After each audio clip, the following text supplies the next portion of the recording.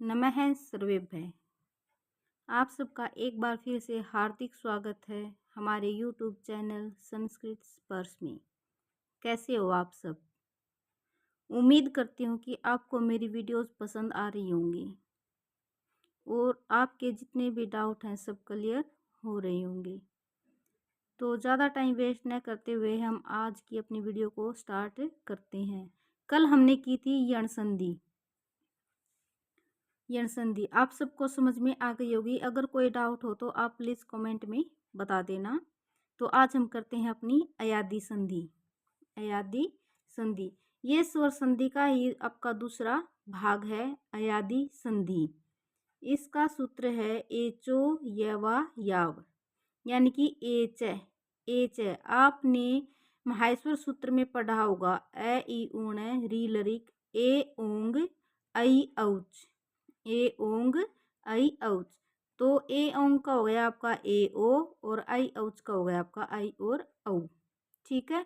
H कर्मादि अव आय आव एते सयुर्ची, यानी कि एच ए के स्थान पर आपके कर्मशय हो जाएंगे। यानी कि एक के स्थान पर हो गया आपका अय, ओ के स्थान पर हो गया आपका अव, ऐ के स्थान पर हो गया आपका आय और अव के स्थान पर हो गया आपका आव और लास्ट में कोई आपका स्वर हो। यानी कि जो बाद वाला आपका है शब्द उसके जो शुरू में होगा वो आपका कोई भी एक स्वर होगा। पदांत में एच और उत्तर पद में कोई भी स्वर वर्ण हो तो पदांत के स्थान पर कर्मश्य कौन कौन से आ जाएंगे आपके अय अव आय आव। ठीक है, क्लियर। इसका आधार सूत्र है यथासंख्यम संख्यम अनुदेश स्मानम, यथासंख्यम अनुदेश स्मानम, अर्थात जो जिसकी संख्या होती है उसके स्थान पर वही क्रम आदेश होता है। जो जिसकी संख्या होती है उसी के स्थान पर वही क्रमादेश होता है। जैसे अय के स्थान पर ए के स्थान पर अय, ओ के स्थान पर अव, ऐ के स्थान पर आय और अव के स्थान पर आव। क्लियर? यहाँ तक आप सबको क्लियर हो गया होगा। तो इसके कुछ उदाहरण हैं जैसे चे प्लस अनम, इसमें ए आया तो ए का हमने क्या पढ़ा था अय, तो चे प्लस अनम आपका क्या हो गया चयनम। भे प्लस ए भय, क्रे प्लस अनम क्रियणम। ठीक है, तो आपके जो एग्जाम्पल है मैं इनको शॉर्ट वीडियो में डाल दूंगी, आप इनको वहाँ से देख सकते हैं। तो इसका एक अपवाद भी है, ये बहुत इंपॉर्टेंट है। एग्जाम में दिया जा सकता है कि गव्यम में किस वार्तिक से यहाँ पर संधि हुई है। आपसे पूछा जा सकता है कि गव्यम में किस वार्तिक से संधि हुई है आपकी। वांतो ये प्रत्यय पूर्व पद के अंत में ओ या अव हो और उत्तर पद के प्रारंभ में प्रत्यय का यह हो तो भी अयादि संधि होती है। जैसे गो प्लस यम, इसमें क्या हो गया आपका ओ और इसमें आपका हो गया यह। गो प्लस यम आपका हो गया गव्यम, भो प्लस यम आपका हो गया भव्यम। ठीक है, ये एग्जाम में पूछा जा चुका है, ये वाला एग्जाम में पूछा जा चुका है। ठीक है, तो आपको इसको अच्छी तरह से ध्यान रखना है। स्रो प्लस यम सर्वम, हो प्लस यम हव्यम, नो प्लस यम नव्यम, सो प्लस यम सव्यम। ठीक है, यहाँ पे औ आया तो क्या बना आपका आव, सौ आया तो यहाँ पे आपका क्या बना साव। ठीक है, तो आपका दूसरा वार्तिक आपका अध्व परिमाणिच, अध्वन, अध्व माने होता है आपका मार्ग या दूरीवाचक और परिमाण होता है आपका कोई भी माप। यानी कि मार्ग या दूरी के परिमाणवाचक शब्द से भी अयादि संधि होती है। यानी कि मार्ग या दूरी के परिमाणवाचक शब्द में भी अयादि संधि होती है। जैसे गो प्लस युति गव्युति, गो प्लस युति ही गव्युति। ठीक है, तो ये अयादि संधि के अपवाद नहीं है बल्कि जो आपका एचो यावा यावा सूत्र है ना उसके अपवाद है, क्योंकि इनमें तो अयादि संधि हुई है तो ये संधि के अपवाद कैसे हुए। ठीक है, तो जो ये सूत्र है ना एचो यावा यावा, यानी कि ए हो औ ओ हो, ऐ हो या फिर औ हो और लास्ट में कोई भी स्वर हो तो ये आपकी अयादी संधि होती है। लेकिन इसके यहाँ पे कोई स्वर न होकर आपका क्या है, कोई भी आपका व्यंजन वर्ण है, जैसे इसमें न है, इसमें यह है। ठीक है, क्लियर। नेक्स्ट है आपकी गुण संधि। गुण संधि, गुण संधि में आपका एक तो आता है गुण संज्ञा सूत्र और दूसरा आता है आपका विधि सूत्र या आदेश सूत्र। इसमें बहुत ज़्यादा डाउट रहता है क्योंकि ये जब आपका एग्जाम में दे दिया जाता है तो अधिक गुणय और आध गुणय दोनों दिए जाते हैं। अधिक गुणय और आध गुणय दोनों दिए जाते हैं।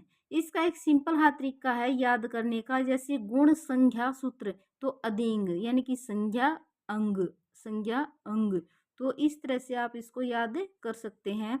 गुण संज्ञा सूत्र यानी कि अधिंग गुणय, अधिंग में आपका आ गया अत एंग गुणय, यानी कि अत का हो गया आपका ए।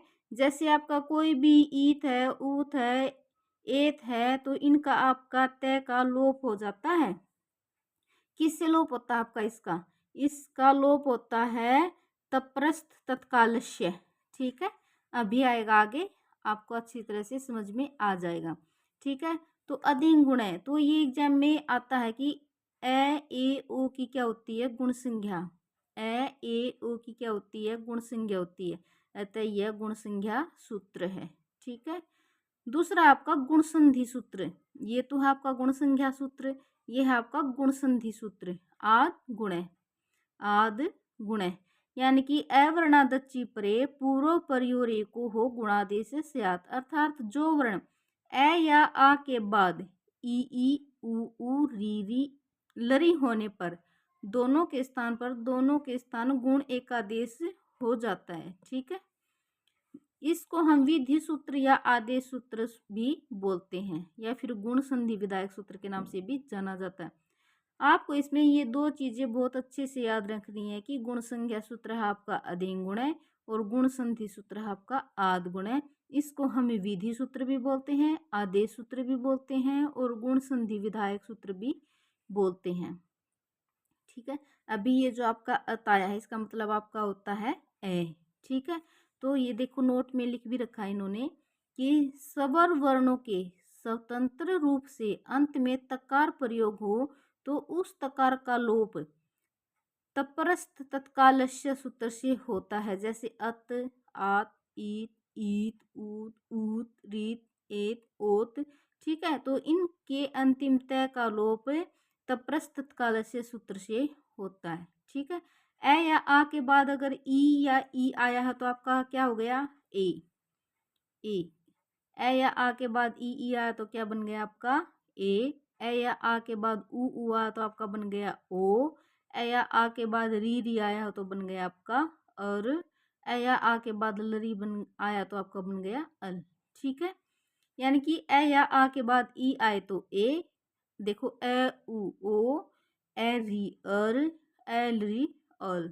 ठीक है, इसमें री या लरी को उर्ण रपरा सूत्र से रपरतवादेश हो जाता है। जो आपका री और लरी है उसका उर्ण रप्रय, यानी कि री है तो इसका बन गया अर, लरी है तो इसका बन गया अल। ठीक है, तो किस सूत्र से होता है आपका रपरतव? उर्ण रप्रय। किस सूत्र से बनता है आपका उर्ण रप्रय? ठीक है, इसके कुछ उदाहरण जैसे गण प्लस ईशय है, गण इसमें आ गया ए प्लस ईशय। ठीक है, तो ये क्या बन गया? ए प्लस ई आपका क्या बनता है? ए, तो क्या बन गया आपका? गणेश है। ठीक है, गण प्लस ईशय गणेश है, महा प्लस उदय महोदय, महा प्लस उर्मी महोर्मी, कृष्ण प्लस रिधि कृष्णर्धि। ठीक है, ग्रीष्म प्लस ऋतु ग्रीष्म ऋतु, तवल तव प्लस ललिकार है तवलकार है। क्लियर? आई होप यहाँ तक आप सबको क्लियर हो गया होगा। ठीक है, इसके भी कुछ ये जो एग्जाम्पल है ये इम्पोर्टेंट मैं आपकी शॉर्ट वीडियो में डाल दूंगी और आप इनको वहाँ से देख सकते हो। ठीक है, आई होप आप मेरी शॉर्ट वीडियोस को भी देख रहे होंगे क्योंकि उसमें भी हम बहुत ही इम्पोर्टेंट चीज़ें डाल रहे हैं, जैसे सामवेद के ब्राह्मण हो गए, आपके कठोपनिषद के हो गए, इस टाइप से। ठीक है, तो इसके साथ ये आपका रिवीजन होता चला जाएगा। ठीक है, शॉर्ट छोटी छोटी हैं पर काम की हैं। ठीक है, तो इसमें आपके कुछ गुण संधि के अपवाद भी होते हैं। एग्जाम में पूछा जा सकता है कि गुण संधि के अपवाद में कौन सी वृद्धि होती, सॉरी, कौन सी संधि होती है, कौन सी संधि होती है। देखो, गुण संधि के अपवाद में सदैव वृद्धि होती है, गुण संधि के अपवाद में सदैव वृद्धि होती है, अर्थात आद्गणय सूत्र का अपवाद क्या होता है, वृद्धि रेचि। आद्गुणय सूत्र का अपवाद क्या होता है, वृद्धि रेचि। ठीक है, तो इसके कुछ वार्तिक हैं आपके, इसके कुछ वार्तिक हैं, जैसे अक्साद उहीनाम उप आख्यानाम उपसंख्यानम, अक्साद उहीनाम उपसंख्यानम, यानी कि अक शब्द के परे उहीनी शब्द हो, अक शब्द के परे उहीनी शब्द हो तो गुण संधि न होकर आपकी वृद्धि होती है। ठीक है, हम कौन सी संधि पढ़ रहे हैं, हम गुण संधि पढ़ रहे हैं, लेकिन इसके कुछ अपवाद हैं आपके, इसके कुछ आपके अपवाद हैं, और अपवाद में आपकी इसकी वृद्धि संधि होती है। ठीक है, तो इसके अंदर क्या है कि अक शब्द के परे उहिनी शब्द हो तो गुण न होकर वृद्धि संधि होती है, जैसे अक्स प्लस उहिनी अक्षोहिणी। लेकिन हमने गुण संधि में क्या था कि लास्ट में ए या आ हो तो उसके बाद उ हो तो आपका क्या होता है ओ, लेकिन यहाँ पे क्या बना है औ। ठीक है, लेकिन यहाँ पे क्या बना है औ। ठीक है, तो ये आपका गुण संधि का अपवाद है। ये अक्षोहिणी किस वार्तिक से हुआ है आपका, अक्सात उहिनाम उपसंख्यानम। ठीक है, नेक्स्ट वार्तिक है आपका प्रादु, यानी कि पर उ है उड है एश एस है। ठीक है, प्रात उ है उडो एश एशे। ठीक है, एश। ठीक है, यानी कि प्र उपसर्ग के प्रे उ है वो उड हो उडी हो एस हो या ऐसे शब्द हो तो भी गुण संधि न होकर आपकी कौन सी संधि होती है, आपकी वृद्धि संधि होती है। ठीक है, जैसे पर प्लस उ है प्रो है, पर प्लस उड है प्रौढ़ है, पर प्लस उडी प्रौढ़ी, पर प्लस एस है प्रैश है। ठीक है, लेकिन गुण संधि के हिसाब से क्या होना चाहिए आपका ए प्लस ए, यानी कि ए प्लस उ। ठीक है, तो आपका होना चाहिए ओ, लेकिन यहाँ पे बना है औ। ठीक है, ये किस वार्तिक से बना है आपका, प्राद उ है उड है एश एश। ठीक है, इन सब से क्लियर। थर्ड वार्तिक है आपका पर वत्स्तर कंबल वसन अर्ण दस। ठीक है, नाम ऋणे। ठीक है, यानी कि पर हो, वत्सर हो, कंबल हो, वसन हो, ऋण हो या फिर 10 हो। ठीक है, तो आपके ये अगर ये 6 लास्ट में हो, आपके 6 और इनके प्रेब लास्ट में आपका ऋण हो तो अभी आपकी गुण संधि न होकर आपकी कौन सी संधि होती है, वृद्धि संधि होती है। कौन सी संधि होती है, वृद्धि संधि होती है। जैसे पर प्लस ऋणम प्रारणम, वत्स्तर प्लस ऋणम वस्त्राणम, वसन प्लस ऋणम वसनारणम। ठीक है, इस टाइप से ऋण प्लस ऋण ऋणारणम। क्लियर। ठीक है, लेकिन आपकी गुण संधि के हिसाब से क्या होना चाहिए, ए प्लस री अर होना चाहिए तो ऋणारणम होना चाहिए, लेकिन ये इसका एक अपवाद है, तो अपवाद के कारण इसके में क्या हुई, आपकी वृद्धि संधि हुई है। ठीक है, चौथा वार्तिक है आपका रीते च तृतीया समासे, रीते च तृतीया समासे, यानी कि तृतीया तत्पुरुष समास के अर्थ में यदि उत्तर पद में ऋण शब्द हो तो भी आपकी वृद्धि संधि होती है। रीते च तृतीया समासे, तृतीया तत्पुरुष समास अर्थ में यदि उत्तर पद में ऋण शब्द हो तो भी आपकी वृद्धि संधि होती है।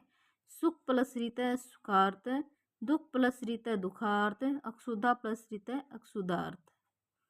क्लियर। ठीक है, यहाँ तक क्लियर है सबको।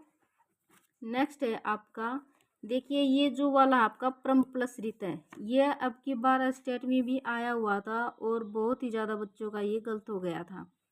ठीक है, यानी कि परम प्लस रीत है, यहाँ पे लास्ट में रीत आया तो हम क्या करेंगे, परमार्थ है, क्या करेंगे हम, परमार्थ है। ठीक है, लेकिन इसमें इसकी गुण संधि हुई है क्योंकि यह क्रमधारय समास का उदाहरण है। इसके लास्ट में इसके पीछे वाला हमने पढ़ा था कि तृतीया तत्पुरुष समास हो, तृतीया तत्पुरुष समास हो तो ही आपकी वृद्धि संधि होती है, लेकिन ये आपका तृतीया तत्पुरुष समास नहीं होकर ये आपका क्रमधारय समास है, क्रमधारय समास का उदाहरण है ये, तो इसलिए परम प्लस रीता प्रमर्त हुआ है और कई बच्चों ने इसको प्रमार्त किया था। ठीक है, क्लियर सबको। नेक्स्ट है आपका एते दत्तु ठसु, यानी कि एति, एधते और उ शब्दों से प्रयोग हो तो वृद्धि संधि होती है। तो कौन सी संधि होती है? वृद्धि संधि होती है। उप प्लस एति उपैति, उप प्लस एधते उपैधते, पृष्ठ प्लस उ है पृष्ठ हुए। ठीक है, तो आप ये 5 वार्तिक क्लियर। नेक्स्ट है आपका 6th वार्तिक। कौन सा आपका? स्वादि रेरिणो, यानी कि सव शब्द से परे ईर या इरीन शब्द होने हो तो भी आपकी वृद्धि संधि होती है। स्व शब्द से परे यानी कि आपकी ईर या इरीन हो तो भी आपकी वृद्धि संधि होती है, यानी कि सव प्लस इर स्वैर, सव प्लस इरिनी स्वैरिणी। क्लियर? ठीक है। नेक्स्ट है आपका वार्तिक उपसर्ग आदृति धातु। ठीक है, यानी कि ए प्लस री अर होता है, परंतु अकारांत उपसर्ग के बाद, यानी कि अकारांत उपसर्ग के बाद री से प्रारंभ होने वाली धातु हो तो आर आदेश हो जाता है। जैसे प्र प्लस री थी, प्रार्थी। यहाँ पे सब में री है, री और इनके लास्ट में क्या है? ए। ठीक है, क्लियर है यहाँ तक? ठीक है। पर प्लस रीस्ती प्रार्थी, उप प्लस रीस्ती उपार्थी, पर प्लस ऋणती प्राणती, उप प्लस ऋणती उपारणती। ठीक है, क्लियर है सबको? आई होप आपको ये आज की वीडियो भी पसंद आएगी। और इसमें हमने अब तक संधि के कर ली है यण संधि और आपकी अयादि संधि और आपकी गुण संधि। ठीक है, नेक्स्ट हम करेंगे वृद्धि संधि। ठीक है, वृद्धि संधि और दीर्घ संधि। क्लियर?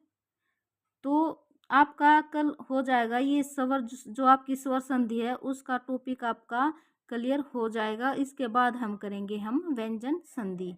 आई होप आपको मेरी वीडियोस पसंद आ रही हैं। अगर आपको मेरी वीडियोस पसंद आ रही हैं और आपको लगता है कि यहाँ पर सिर्फ और सिर्फ कंटेंट मिलता है और आपके सारे topic point two point clear हो रहे हैं, तो प्लीज़ मेरी वीडियो को लाइक, शेयर और सब्सक्राइब कर लेना। ठीक है, और आप केस